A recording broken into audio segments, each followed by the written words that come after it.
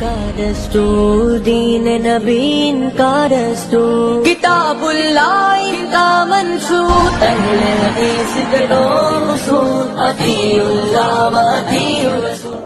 حضرات، اس کے بعد کی جو حدیث ہے 11ویں حدیث، عن ابی محمد الحسن بن علی بن ابی طالب صبت رسول اللہ صلی اللہ علیہ وسلم وریحانتہ قال حفظت من رسول اللہ صلی اللہ علیہ وسلم فقال دع ما یریبک الى ما لا یریبک۔ سنن ترمذی کی روایت ہے،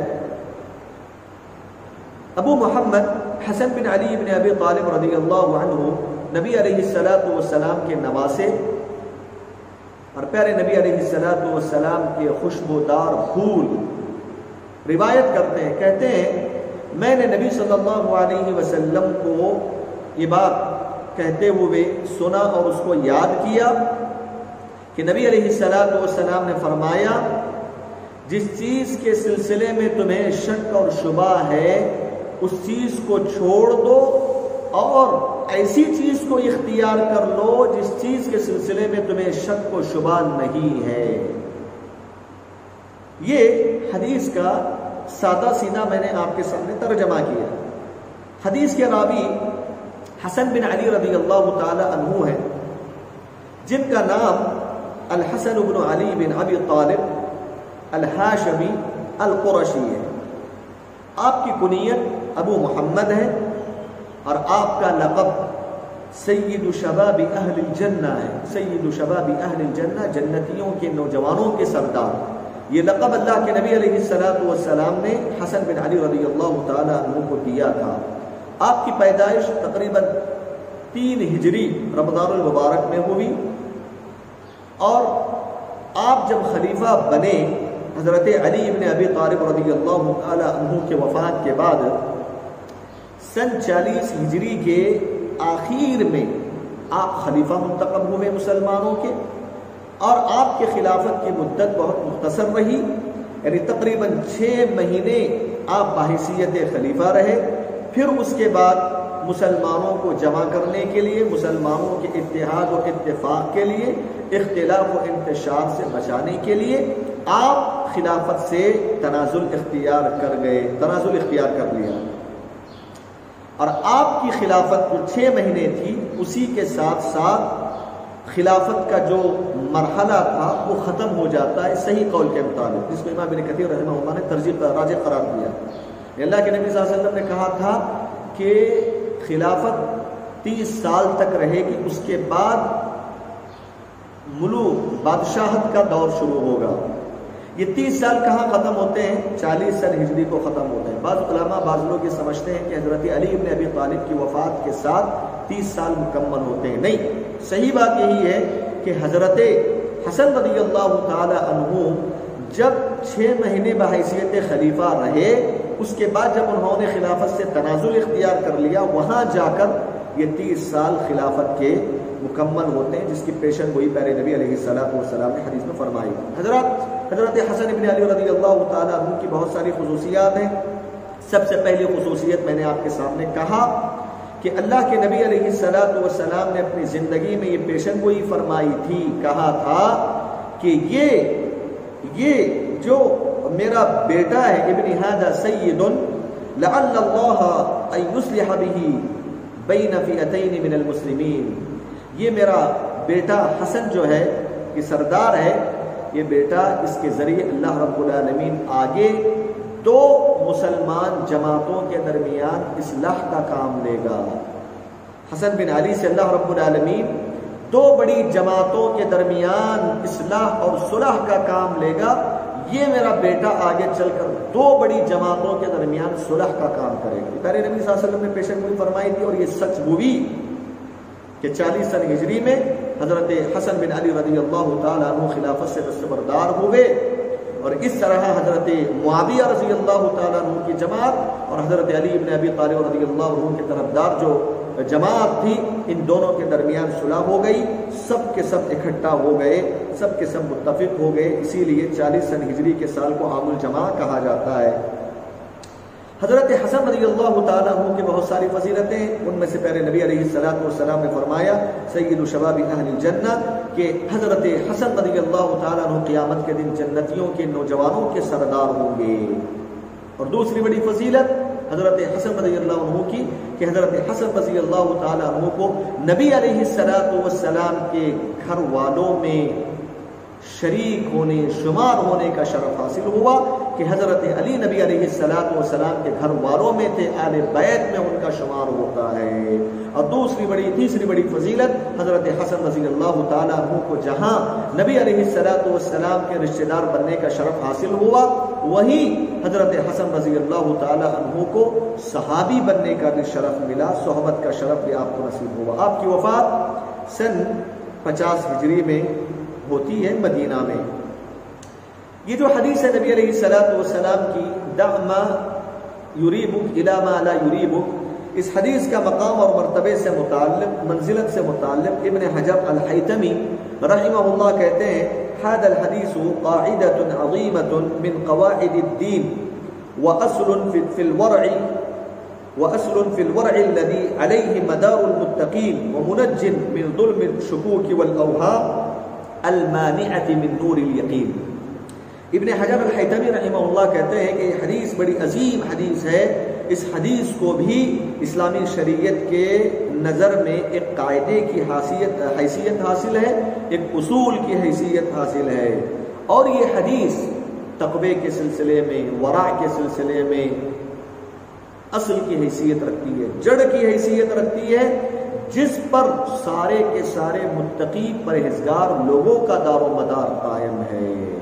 اور یہ حدیث لوگوں کو ہر قسم کے شکوک و شبہات سے، ہر قسم کے وسوسوں سے، اوہام سے نجات دلانے والی حدیث ہے۔ جو شکوک و شبہات لوگوں کو یقین کے نور سے روکنے والے ہیں، اس قسم کے تمام شکوک و شبہات و وسوسوں سے لوگوں کو بچانے والی یہ حدیث ہے۔ تو کتنی بڑی عظیم حدیث ہے یہ، اس کے مقام اور مرتبے سے متعلق ابن حجر الحیتمی رحمہ اللہ نے بات ذکر فرمائی ہے۔ اس حدیث کی مختصر شرح یہ ہے کہ پیارے نبی صلی اللہ علیہ وسلم نے فرمایا دع ما یریبک الی ما لا یریبک، یا دع ما یریبک الی ما لا یریبک، دونوں طریقے سے پڑھا گیا۔ حدیث کا مختصر مفہوم یہ ہے کہ لوگوں، جس کسی چیز کے بارے میں تمہیں شک ہو، شبہ ہو، تردد ہو، غیر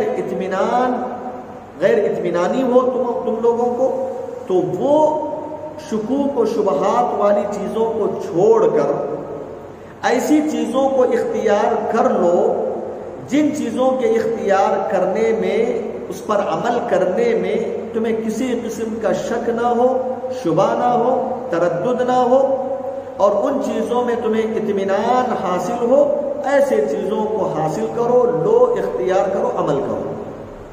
شکوک و شبہات والی چیزوں کو چھوڑ کر جن چیزوں میں شکوک و شبہات نہ ہو ان چیزوں کو اختیار کرو۔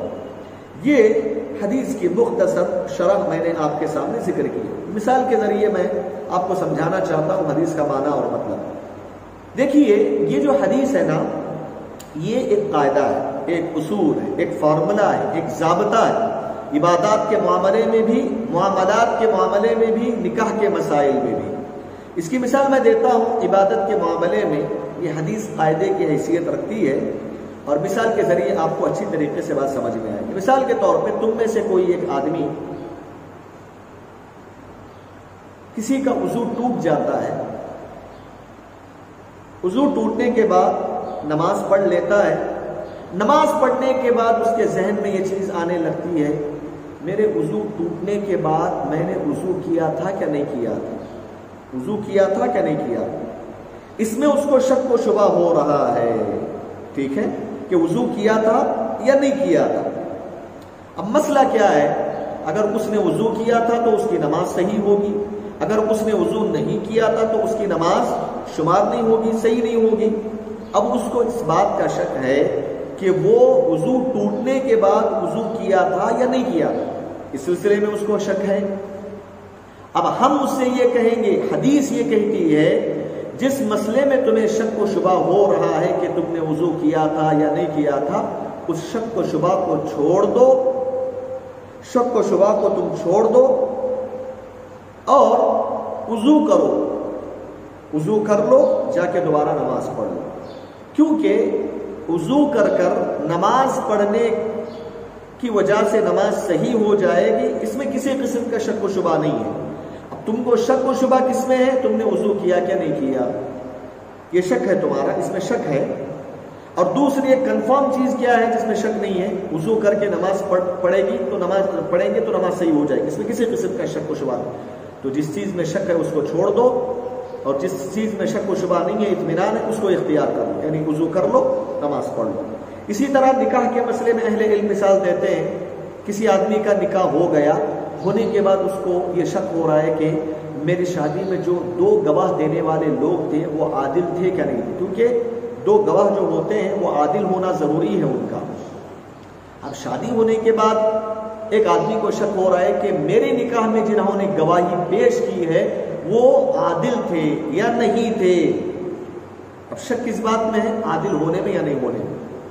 تو حدیث یہ کہتی ہے شادی ہونے کے بعد تمہیں شک و شبہ ہو رہا ہے، اس شک اور شبہ کو چھوڑ دو اور اس بات پر اطمینان اپنے آپ کو کر لو، مطمئن ہو جاؤ کہ تمہارا نکاح صحیح ہو گیا ہے، کیونکہ معاملات میں اصل صحیح ہونا ہی ہے، چونکہ نکاح ہو چکا ہے۔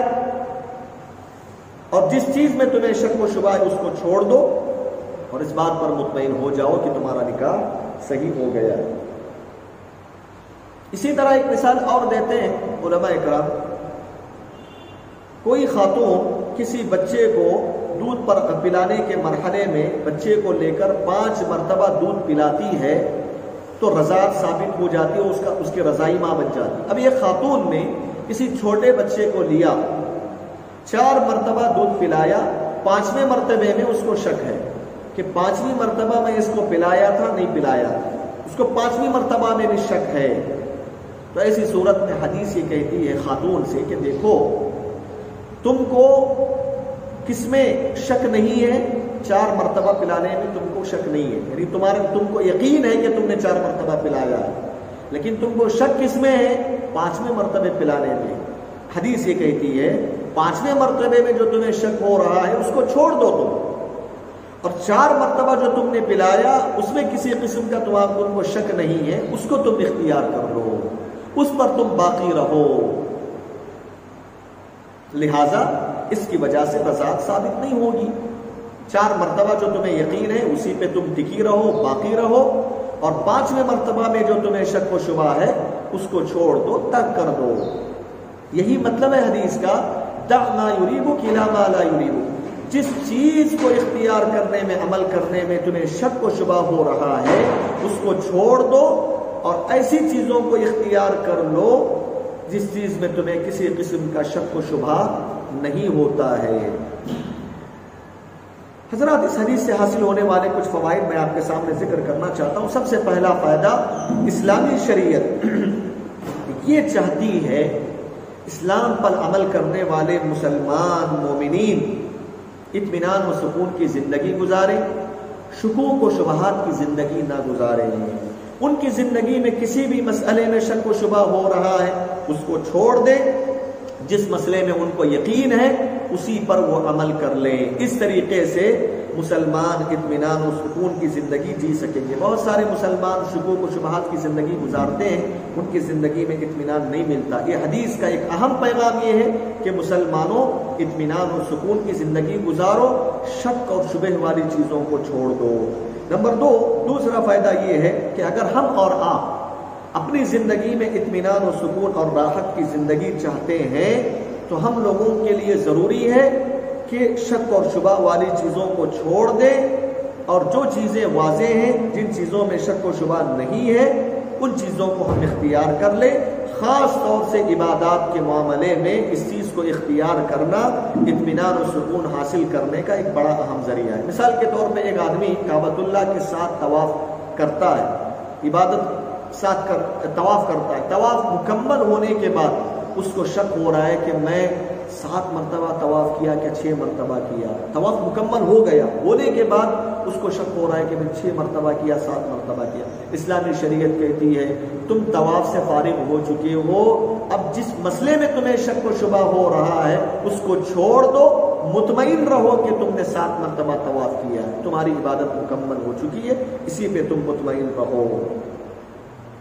نمبر 3، تیسرا بڑا اہم فائدہ اس حدیث کا جو ملتا ہے وہ یہ ہے کہ شبہات والی چیزوں کو چھوڑنا یہ دین اور عزت کی حفاظت کا ذریعہ ہے۔ اس سے پہلے ایک حدیث آئی تھی، فمن اتقى الشبہات فقد استبرأ لدینہ وعرضہ، جس نے شبہات سے اپنے آپ کو بچا لیا اس نے اپنے دین کی بھی حفاظت کر لی، اپنے عزت کی بھی حفاظت کر لی۔ لہٰذا شکوک و شبہات کو ترک کرنے کی وجہ سے تو فائدے ہم اور آپ کی زندگی میں ملتے ہیں۔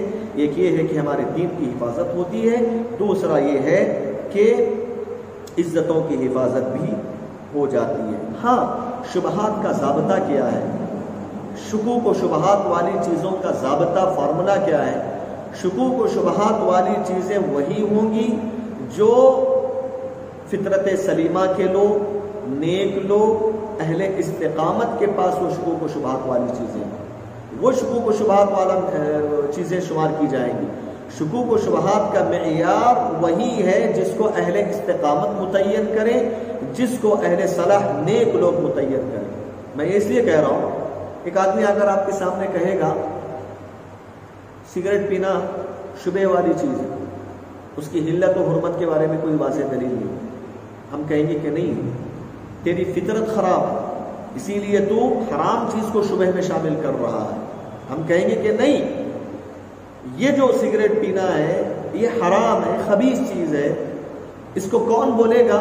یہ اسلامی شریعت اس کو متعین کرے گی، نیک لوگ اس کو متعین کریں گے، اہل استقامت جو لوگ ہیں ان کی نظر میں جو خبیث ہے، شریعت کی نظر میں جو خبیث ہے وہ خبیث مانی جائے گی، وہ شبہ والی چیز مانی جائے گی۔ سمجھ رہے ہیں؟ تو ورنہ بہت سارے لوگ حرام کردہ چیزوں کو بھی جو ہے شبہات میں شمار کر کے اس پر عمل کر لیتے ہیں۔ تو اسی لیے شبہات کی چیزوں کو چھوڑنا ہے، اور شبہات کا معیار یہی ہے کہ وہ اہل استقامت اس کو متعین کریں۔ اس حدیث سے ایک اہم قاعدہ مستمت ہوتا ہے، وہ قاعدہ یہ ہے جو انسانی زندگی سے تعلق رکھنے والا قاعدہ ہے، وہ ہے البناء علی الواضحات لا علی المشتبہات، البناء علی الواضحات لا علی المشتبہات، واضح چیزوں کے مطابق ہماری زندگی ہونی چاہیے، مشتبہ والی چیزوں کو چھوڑ دینا ہے، اس کی بنیاد پر زندگی نہیں گزارنا ہے۔ اگر ہم شبہ والی چیزوں پر ہماری زندگی گزرے گی، شکوک و شبہات والی زندگی، کبھی ہمیں اطمینان و سکون میسر نہیں آئے گا۔ اس سلسلے میں آخری بات بتا کر اپنی بات ختم کرتا ہوں۔ اس حدیث میں ایک اہم فائدہ، ایک اہم تنبیہ یہ بھی معلوم ہوتی ہے کہ بہت سارے لوگوں کو وسوسے کی بیماری ہوتی ہے، وضو کرتے ہیں، آدھا وضو ختم نہیں ہوتا، پھر سے شروع کرتے ہیں، پھر سے شروع کرتے ہیں، 10 مرتبہ 20 مرتبہ وضو کرتے ہیں، وسوسہ ہوتا ہے، ان کو بہت زیادہ وسوسہ ہوتا ہے۔ اسلامی شریعت کہتی ہے اگر تم اس قسم کے وسوسوں سے بچنا چاہتے ہو، چاہے وضو میں ہو، عبادات میں ہو، کسی بھی چیز میں جو وسوسے زیادہ شیطان کی طرف سے آتے ہیں، اس سے اگر تم بچنا چاہتے ہو، ضابطہ اور فارمولا یہ دیا گیا، ان وسوسوں کو چھوڑ دو، اس کی طرف پلٹ کے بھی مت دیکھو، عبادت کرو، وضو کر لو۔ اگر اس کے بعد وسوسہ آ رہا ہے یا وضو کے درمیان بار بار وسوسہ آتا ہے، اس کے پیچھے نہ پڑو، اس کو چھوڑ دو۔ وہ شکوک و شبہات والی چیزیں ہیں، اس کو چھوڑ دو اور واضح چیزوں کی طرف آگے بڑھو، اس کو اختیار کرو۔ تو یہ حدیث پر اگر صحیح معنوں میں ہم اور آپ عمل کر لیں گے تو ہر قسم کے وسوسوں سے ہماری حفاظت ہو جائے گی۔ رب العالمین سے دعا ہے رب العالمین ہم تمام لوگوں کو پیارے نبی علیہ السلام کی احادیث کو سمجھ کر اس پر عمل کرنے کی توفیق عطا فرمائے، آمین۔ وآخر دعوانا ان الحمد للہ رب العالمین، والسلام علیکم ورحمۃ اللہ وبرکاتہ۔